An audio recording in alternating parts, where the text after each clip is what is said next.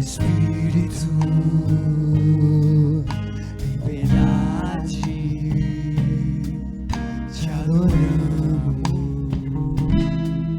te adoramos. Em Espírito, em verdade, te adoramos, te adoramos. Rei dos reis e Senhor, te entregamos nosso viver. Rei dos reis e Senhor, te entregamos nosso viver pra te adorar, ó Rei dos reis. Foi que eu nasci, ó Rei Jesus. Meu prazer é te louvar, meu prazer é estar nos atos do Senhor. Meu prazer é viver na casa de Deus, onde flui o amor. Em Espírito, Ô Senhor, queremos te adorar, em verdade, queremos te bendizer, Senhor, em verdade, te adoramos. pois só Tu és, Senhor Jesus. Por isso nós te adoramos, Senhor. Senhor, colocamos em Tuas mãos todas as nossas dificuldades, todos os nossos problemas, Senhor, todos os nossos anseios, Senhor, toda a nossa atenção, Jesus. E sabemos que o Senhor tem cuidado de nós, Senhor. Tu és o Rei. Rei dos reis e Senhor, te entregamos nosso viver. Rei dos reis e Senhor, te entregamos nosso viver pra te adorar, ó Rei dos reis. Porque eu nasci, ó Rei Jesus. Meu prazer é te louvar, meu prazer é estar nos atos do Senhor. Meu prazer é viver na casa de Deus, onde flui o amor.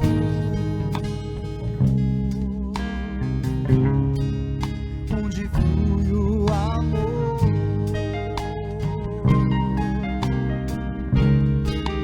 Ministrando louvor.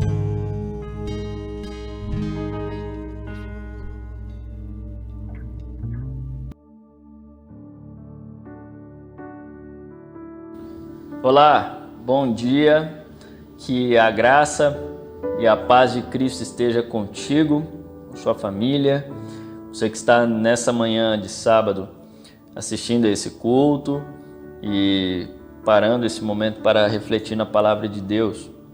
E hoje nós vamos refletir em mais uma lição bíblica, ou talvez você também esteja no domingo ou na semana assistindo. Essa palavra é uma palavra muito importante para a nossa vida.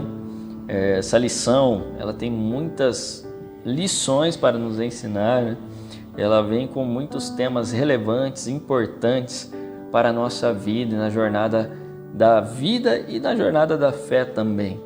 E hoje nós vamos pensar na lição de número 3 com o tema Há um tempo certo? Essa é a pergunta, será que há um tempo certo? Qual que é o objetivo desta lição? O que ela tem como propósito para nos ensinar hoje? Para que nós aprendamos aqui questões essenciais ligadas ao tempo, né? Vamos pensar um pouquinho sobre o tempo, sobre a morte e o sofrimento, as injustiças, com a confiança, né, na soberania, no cuidado e na justiça de Deus.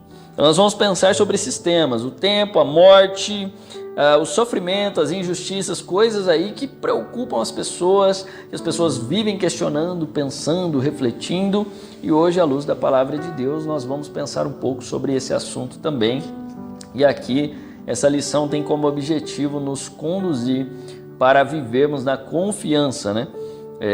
Da soberania, do cuidado e também da justiça de Deus. O texto básico está no livro de Eclesiastes. Nós vamos refletir hoje no capítulo 3 de Eclesiastes. E o texto básico ele vem no verso 11 desse capítulo, que ele diz assim, ó: Deus fez tudo apropriado para o seu devido tempo. Ele colocou um senso de eternidade no coração humano, mas mesmo assim ninguém é capaz de entender toda a obra de Deus do começo ao fim. Uma pergunta que Salomão vai fazer nesse verso.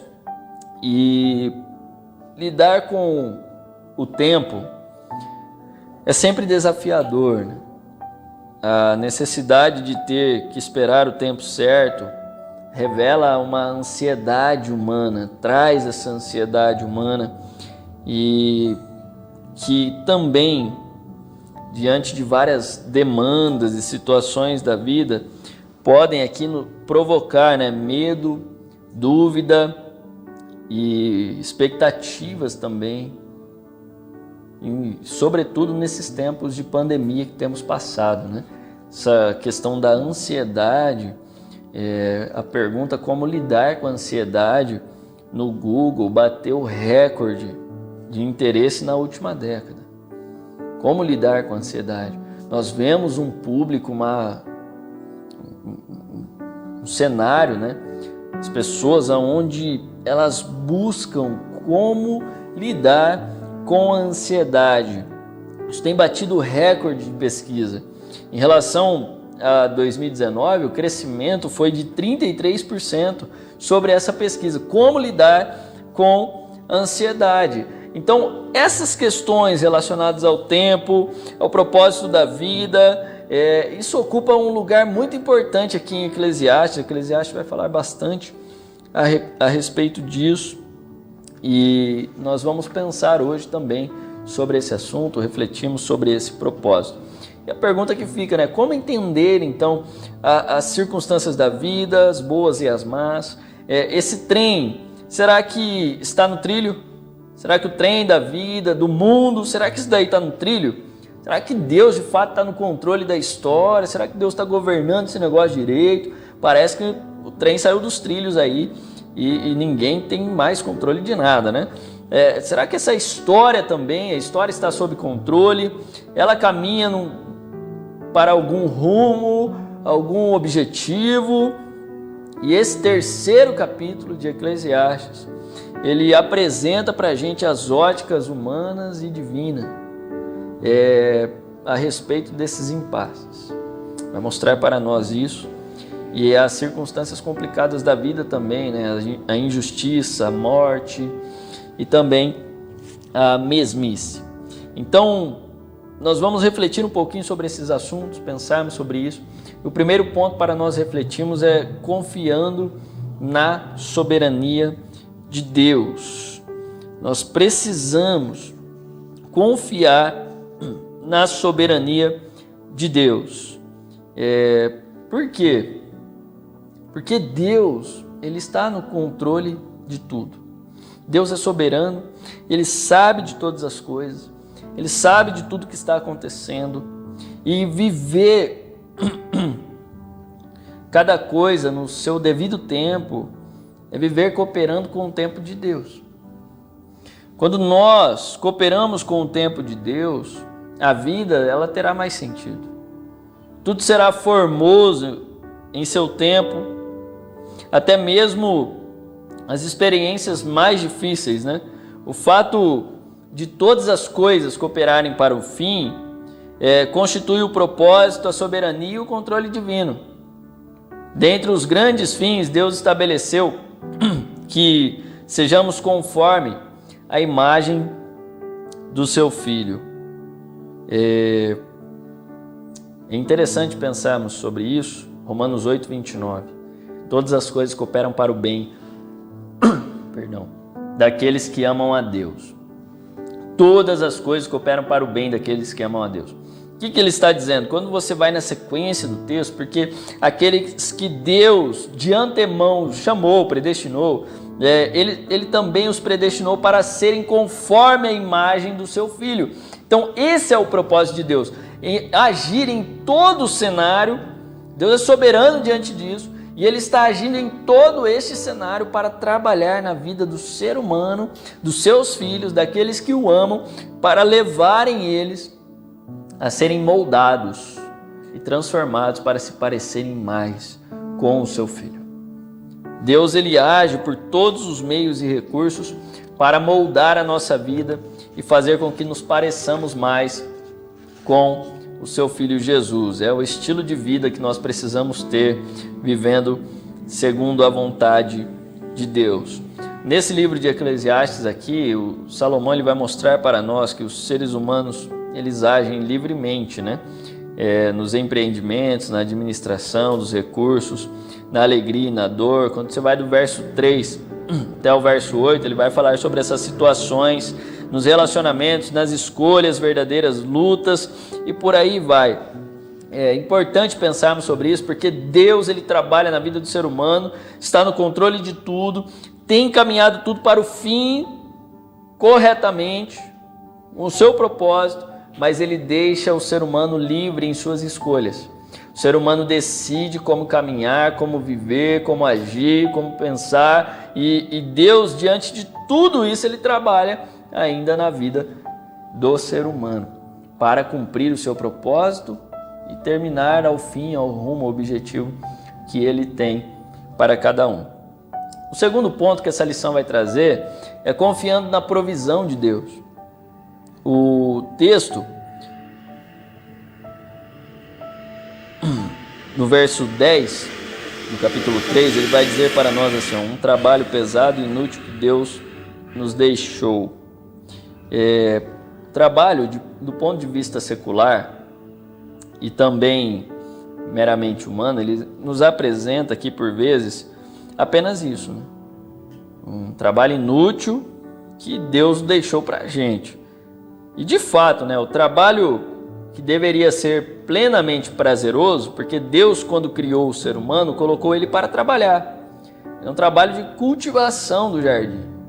Deus colocou ele no jardim e falou: você vai cuidar disso, vai cultivar essa terra, você vai trabalhar, tem trabalho para você, mas era para ser prazeroso. Depois da queda, do pecado, o trabalho agora, ele foi afetado também. E ele se torna algo difícil, porque agora você vai trabalhar e vai viver do suor do seu rosto, você vai ter que ralar para viver. E isso se tornou uma coisa pesada, né? A questão do trabalho. Mas independente, na perspectiva divina, os cuidados aqui dessa situação, elas devem ser divididos com experiências cotidianas à luz da eternidade, né? Então, Eclesiastes aqui vai afirmar que Deus, ele pôs no coração do ser humano um anseio, né, pela eternidade. E é importante nós refletirmos sobre isso, porque a maneira como vivemos, como nos portamos nesse mundo, nós precisamos viver de uma forma que a nossa vida evidencie que nós estamos colocando a nossa confiança na provisão e no cuidado eterno de Deus. Porque nós precisamos confiar na provisão de Deus.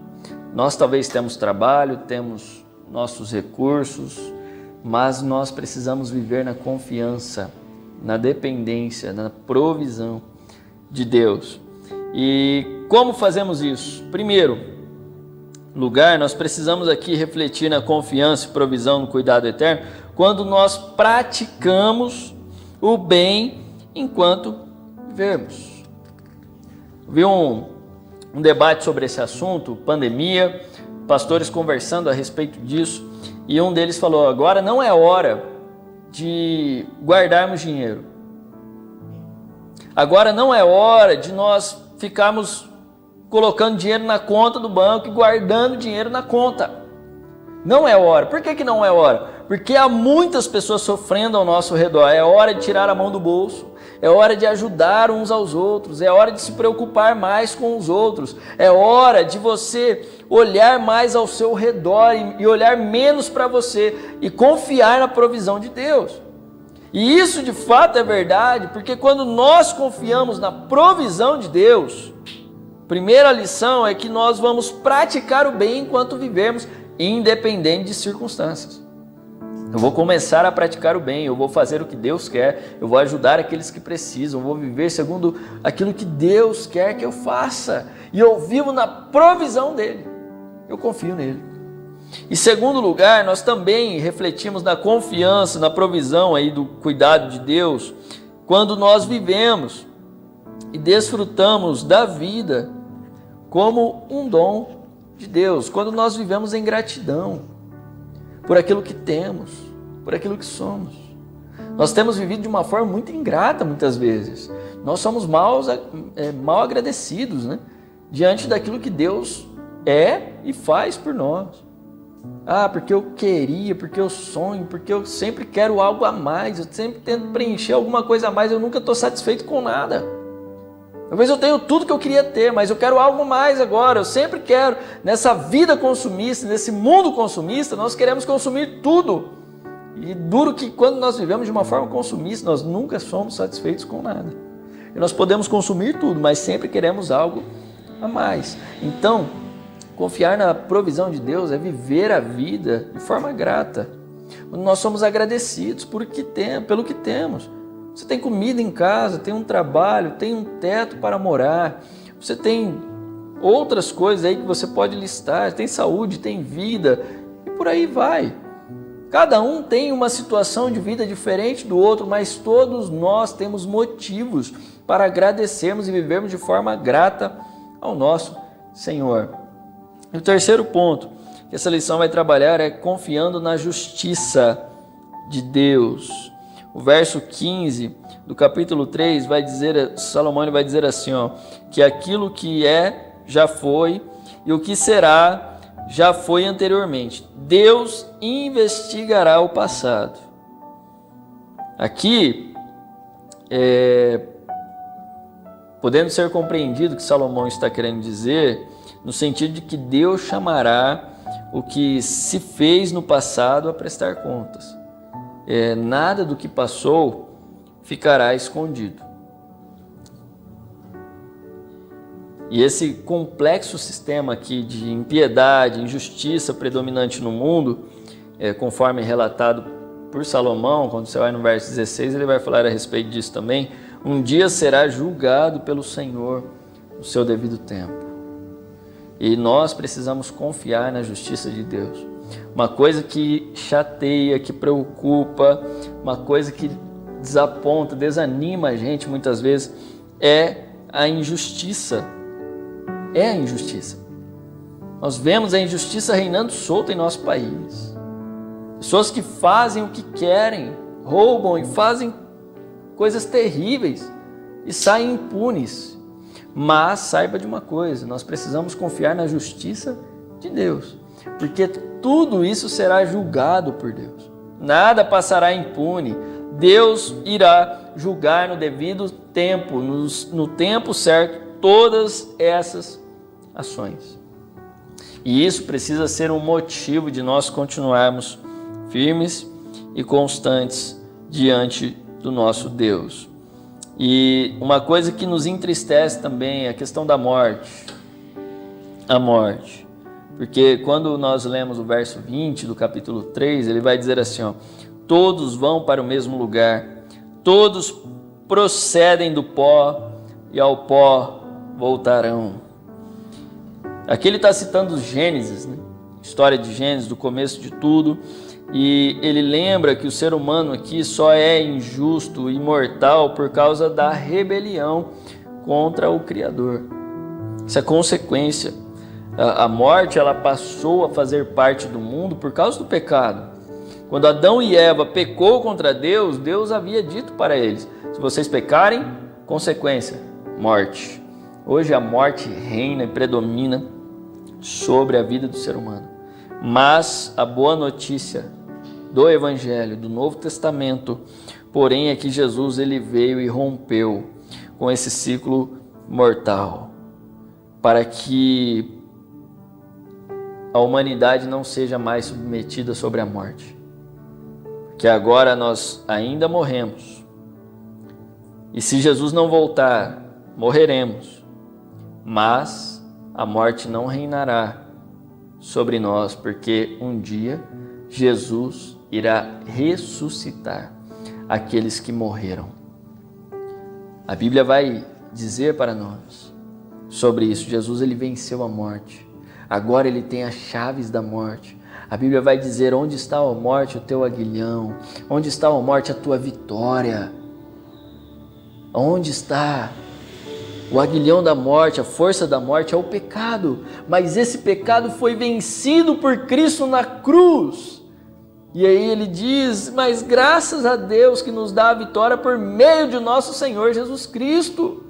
O Apocalipse vai citar que o último inimigo a ser vencido é a morte. Esse é o último inimigo, é o inimigo que entrou na história por causa do pecado, mas vai ser vencido, já foi vencido na cruz e por fim será vencido na volta de Cristo, onde não haverá mais morte, não haverá mais choro, nem dor, nem lamento. Enquanto aqui agora, nós precisamos ter essa consciência. Claro que nós não aceitamos, porque não nascemos para morrer. Nós sofremos com a morte, porque isso faz parte da vida, sofrer por aqueles que morreram, por aqueles que perdemos. Mas nós precisamos confiar que Deus, Ele está no controle de tudo e não podemos nos frustrar por causa da morte, porque Jesus já venceu na cruz essa morte. Hoje Ele nos dá a esperança de vida eterna para todos aqueles que o seguem, querem viver com Ele, que creem nele. Então essas pessoas hoje têm esperança. Por quê? Porque esse Senhor um dia voltará para nos buscar. E nessa volta, se morrermos com Ele, iremos ressuscitar. E se estivermos vivos, subiremos com Ele para os céus, para vivermos por toda a eternidade com o nosso Senhor. Terminando essa lição, leia essa lição, procure tê-la, né?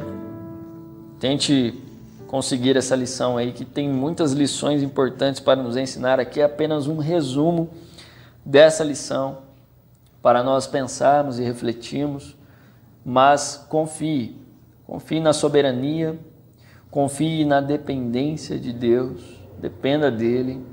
E também confie na justiça de Deus. Deus está no controle da história. Deus está no controle. Deus irá julgar tudo. Nada passa impune aos olhos de Deus. Deus não perdeu o controle da situação. Pelo contrário, Ele está conduzindo a história e irá conduzir até o final. Então, em todo tempo, primeira lição, seja confiante na soberania divina. Confie de fato. Confie na soberania. E segunda lição, em todo tempo, seja confiante na provisão divina. Saiba que Deus provê. Confie que Deus proverá na sua vida. Confie que Deus está no controle da sua vida e Ele vai te sustentar, Ele vai te fortalecer, Ele vai te capacitar dia após dia. Que Deus nos abençoe e que essa palavra seja uma palavra de motivação para nós continuarmos firmes e constantes nessa caminhada com o nosso Senhor. Vamos orar? Senhor, muito obrigado por este momento de reflexão da sua palavra. Te agradeço pela vida de cada um que tem assistido, participado desses cultos e desses momentos de reflexão. O Senhor continue derramando a sua graça e suas bênçãos sobre nós, nos fortalecendo e direcionando na caminhada contigo. Nós te agradecemos, pedimos que o Senhor nos abençoe, nos dê um sábado maravilhoso na tua presença de descanso e que nós possamos celebrar ao Senhor sempre, louvando, confiando e bendizendo a ti, Pai. no nome de Jesus. Que a tua graça, a tua paz e a tua misericórdia permaneçam sobre nós, hoje e sempre. Amém. Deus te abençoe. Um ótimo sábado a você na presença do Senhor e que a graça dele esteja sobre nós a cada dia mais. Deus te abençoe. Amém.